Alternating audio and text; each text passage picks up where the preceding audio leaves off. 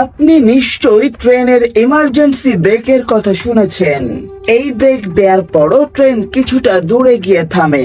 এর ফলে অধিকাংশ সময় দুর্ঘটনা ঠেকানো সম্ভব হয় না।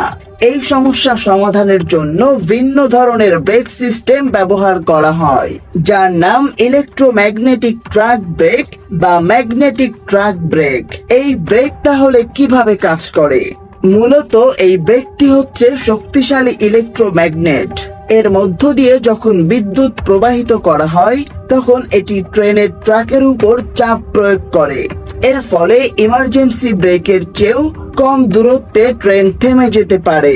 তবে এই ব্রেক সাধারণত দ্রুত গতির ট্রেনে ব্যবহার করা হয়। ম্যাগনেটিক ট্র্যাক ব্রেকের আবির্ভাব অবশ্য নতুন কিছু নয়। এটি আবিষ্কৃত হয় সেই 1900 সালের দিকে। চলন্ত ট্রেনকে হঠাৎ থামানো যেমন মুশকিলের কাজ, তেমনি ধাতব চাকাযুক্ত এই বাহন ধাতব লাইনের উপর চালানোও বেশ মুশকিল। খেয়াল করলে দেখবেন ট্রেনের বাইরে একটি বাক্সে বালি ঢেলে রাখা হয়, কিন্তু এর কারণটা কি? মূলত ট্রেনের ধাতব চাকা যখন কোনো কারণে স্লিপ করে, অর্থাৎ পিছলে যেতে ধরে, তখন ট্রেন চালক সেই বক্স থেকে রেল লাইনের উপর বালিগুলো ঢেলে দেয়। সেটা অটোমেটিক বা ম্যানুয়াল, যে কোনো ভাবে হতে পারে।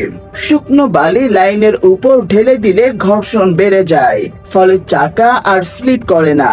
এছাড়া ইমার্জেন্সি ব্রেকের সময়ও ট্রেনকে তাৎক্ষণিকভাবে থামাতে এবং ক্ষতিগ্রস্ত রেল লাইন থেকে ট্রেনকে সরাতে এই বালি ব্যবহার করা হয়। ট্রেনে বালি ঢালার মতোই আরেকটি প্রশ্ন অনেকের মনে ঘুরে বেড়ায়, আর সেটি হচ্ছে রেল লাইনে কেন পাথর ব্যবহার করা হয়। খেয়াল করলে দেখবেন রেল লাইনের স্লিপারের মাঝে রয়েছে অসংখ্য ছোট বড় পাথর।